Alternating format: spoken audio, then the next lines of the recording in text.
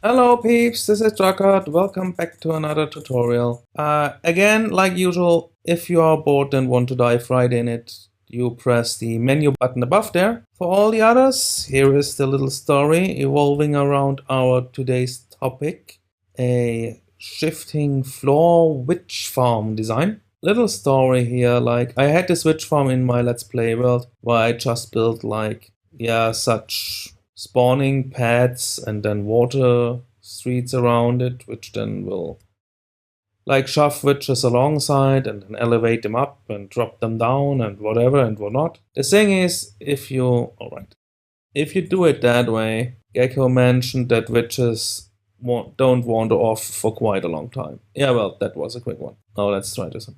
Anyway, another quick one. Anyway, he mentioned the only real solution for a witch farm could be shifting floor design. Because yeah, he's right about that if a witch spawn, it would instantly get harvested by the shifting floors. In theory, witches don't spawn when there are already witches present in the area. So the shifting floor design might have advantages. Then he went yeah, I found a tutorial. And I went alright, cool, tutorial. So show me. And oh man, that guy, yeah, I mean, it's an awesome tutorial, right? Great tutorial, but it's not suited for survival multiplayer. And the next thing Gecko came up with was hey man, do you have redstone? I need tons of redstone blocks because yeah, it requires a redstone block on each side of every row on the shifting floor design. That's why I figured I should do a witch farm design here. SMP ready, right? So that's how we roll.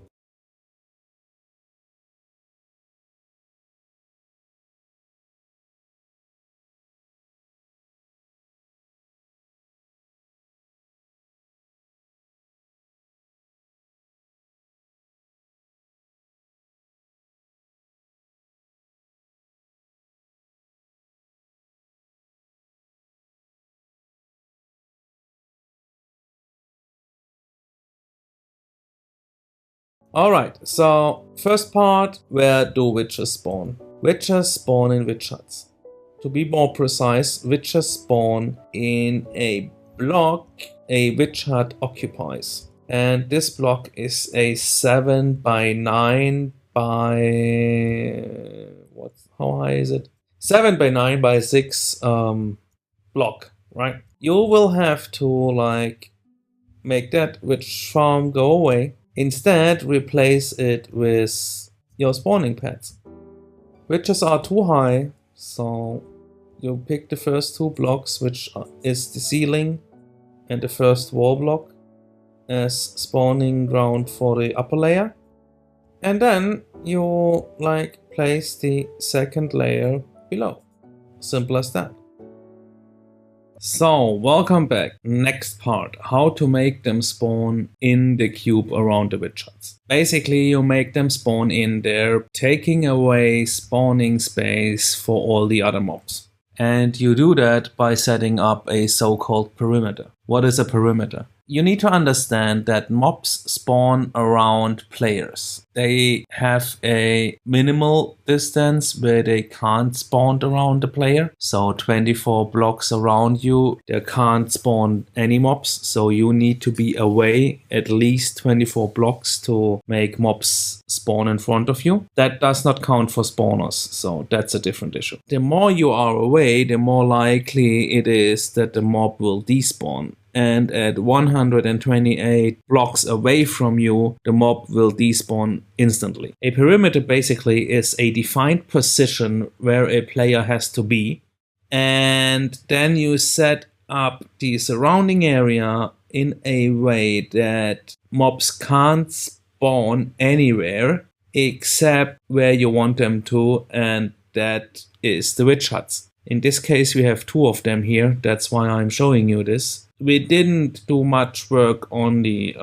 below surface cave thing. I don't know how much work Gecko does because it's his double witch farm. But yeah, that's why we are also in the air. So all the way down there we have already as a bonus. So we don't have to light up all the caves down to bedrock to make them spawn here. So what we did is like we defined this position as the player will be standing here, and then we do like this perimeter thing here, 128 blocks in every direction. I for myself, to make sure, do not pick 128 blocks. I pick 8 chunks in every direction without the one counted where player is standing in. You have one central chunk, that is where your standing position will be, and then in every direction you have the eight adjacent chunks where you will make sure nothing can spawn. I prefer this method over just blindly counting 128 blocks because mobs spawn chunk-wise. So every chunk has the option of spawning a mob, and like if you would light up half of a chunk, then mobs could still spawn in the other half of the chunk. I prefer to like sink in chunks rather than sinking in just 128 blocks. There are only 80 hostile mobs allowed. Yeah, we make sure those 80 hostile mobs spawn in those widget blocks thingies, right? This is how perimeters are built. Hello peeps, finally coming to the building part. So first a list of stuff you'll need. You'll need 4 sticky pistons, 28 pistons, 36 tripwire hooks, 126 string, 12 repeaters, 4 redstone torches and 162 half slabs of some sort. Bunch of redstone, about a stack, and lots of building material. You should like start off with those 2 platforms as described in the where witches spawn part, right? This is where the widget basically was. Next, you set up the normal pistons in a row like that on the shorter side on both floors, and on the other side you leave 1 space gap. It doesn't matter which side, just pick one. Just make sure you pick the shorter side of the witch hut, because otherwise you would need more pistons, less tripwire hooks and string. Pistons are the more expensive stuff, so I place those on the shorter sides, and tripwire hooks and string are easily to come by, so I put those on the longer side. You just place them in head height, and same for the lower floor. So to understand the next part, we maybe should talk about a little the redstone components here. That is very easy this time, because that's just a clock. Yeah, 6 ticks delay total. It's a self-activating clock, so the moment it gets unpowered, the clock will start. Those are just pulse limiters, which basically just fuel the pistons. Let's say something spawned on those pads, so the tripwires activate here, then this torch will go off like that, and the thing starts. Now you see, basically the right side does the in one direction, and the left side does the push the whole thing back. Yeah, basically that's what a torch does, what this construction thing does here. You remember that the floor on one side, the pistons were directly at the platform, and on the other side there was this gap. The side where the torch powers the redstone directly, that's the side where the pistons are directly attached to the pad, and the side behind the clock on the other side where the block powers the redstone, that's the side where the pistons have 1 space gap between them and the platform.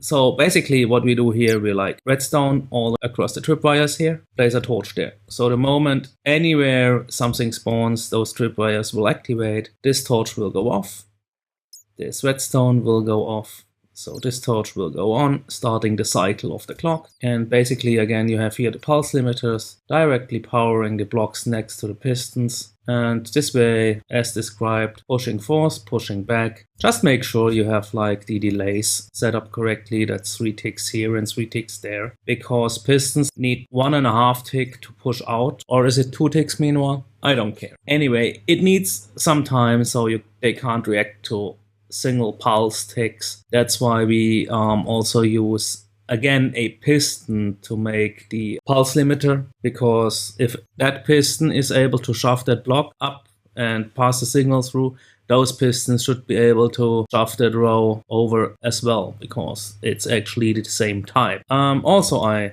use 2 repeaters here to stabilize that, which reduces a lot the effect of these blocks hanging midair. It happens now and then, but that's no biggie. Basically, the system self-repairs. Okay, last but not least, you need to make it dark inside, so you cover everything up with blocks. And now, let me show you what happens if we turn on that beast. We need to go down there, 24 blocks deep, right? So stuff can spawn up there. Then let's make it day outside, and then just turn difficulty to easy, so stuff spawns. And as you can see of the flickering, actually there is stuff spawning already. Bam, bam. Okay, we don't get witches here because there was no witch hut, but as you can see, oh, by the way, I made it 3 by 3 because in my SMP world, where the design actually comes from, oh god, squids as well. In my SMP world, where the design comes from, I also get slimes, so those need 3 big holes to fit through. What you do here is up to you. Like, you look what you get in your witch farm, and depending on what you get, you basically decide how you want to handle it.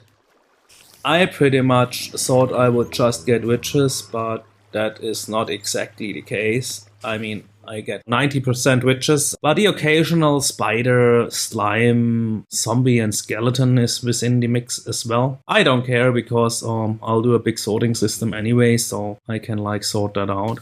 Okay, so this concludes this tutorial. Thanks for watching. Check out my stuff and see you next time. Bye.